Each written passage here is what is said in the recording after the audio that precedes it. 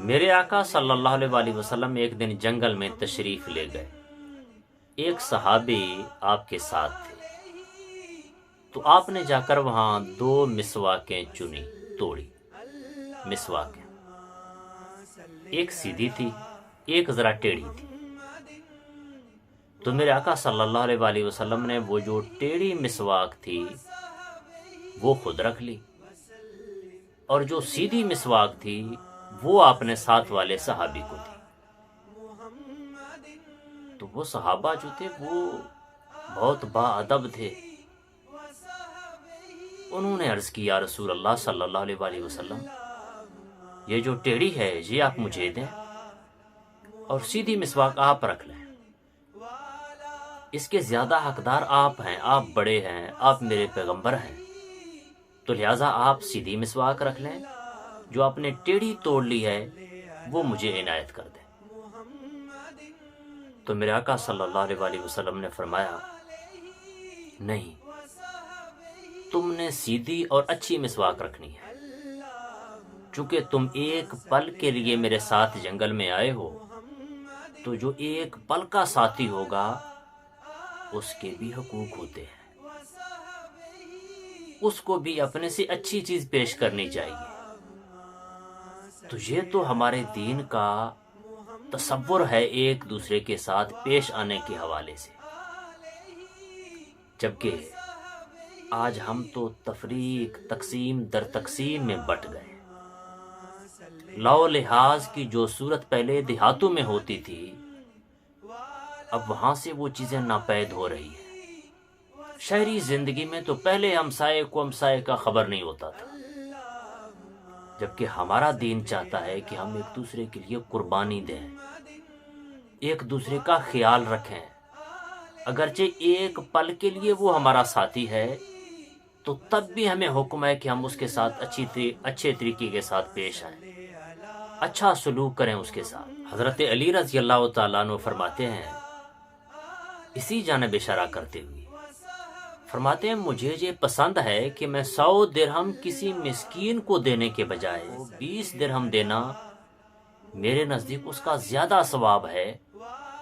کہ میں کسی مسکین کو 100 درہم دے دوں۔ اس کے حقوق زیادہ ہیں،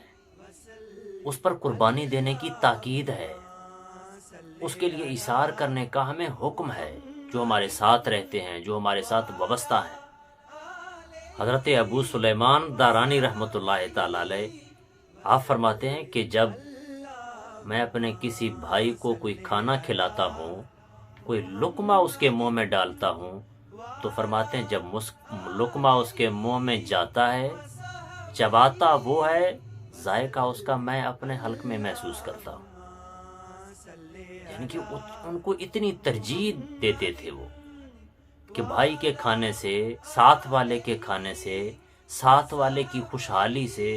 ساتھ والے کو اپنے اوپر ترجیح دینے سے وہ فخر اور خوشی محسوس کرتے تھے کہ ہمارا ساتھی اچھا ہے، ہمارے قریب رہنے والے لوگ خوشحال ہیں، اور ان کی خوشحالی کے لیے وہ اپنے آپ کا خسارہ برداشت کرتے تھے۔ واہ، کیا ہمارا دین ہے! جناب عبداللہ بن عمر رضی اللہ تعالیٰ عنہ کی بھی روایت سن لیں، کیا خوب وہ لوگ تھے، کیا خوب ان کے انداز تھے، کس انداز سے وہ ایک دوسرے کے ساتھ پیش آتے تھے۔ جبکہ افسوس ہمارے آج کے معاشرے پر، ہم کیسے تقسیم در تقسیم ہو گئے، بھائی بھائی سے جدا، آپس میں ایک گھر میں رہنے والے لوگوں کا ایک دوسرے کے ساتھ جوڑ نہیں ہوتا، ہمسایہ باقی معاشرہ تو بہت دور کی بات۔ حضرت عبداللہ بن عمر رضی اللہ تعالیٰ عنہ فرماتے ہیں، میرے آقا صلی اللہ علیہ وآلہ وسلم کے صحابہ میں سے ایک شخص نے کسی غریب صحابی کے لیے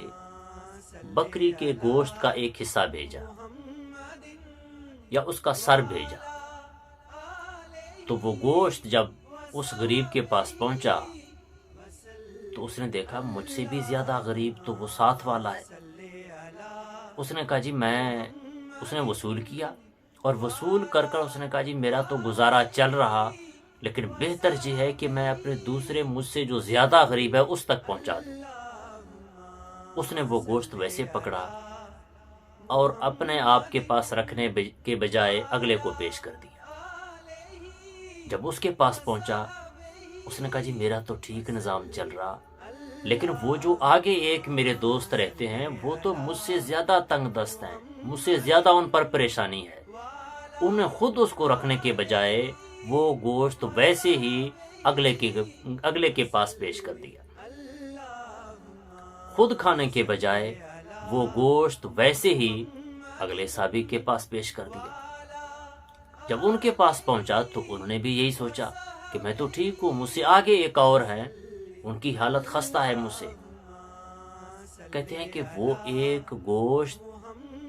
7 گھروں میں ایسے گھومتا رہا۔ ہر ایک کے ذہن میں یہ تھا کہ میرا تو گزر بسر ٹھیک ہے، مجھ سے آگے بڑے حقدار بیٹھے،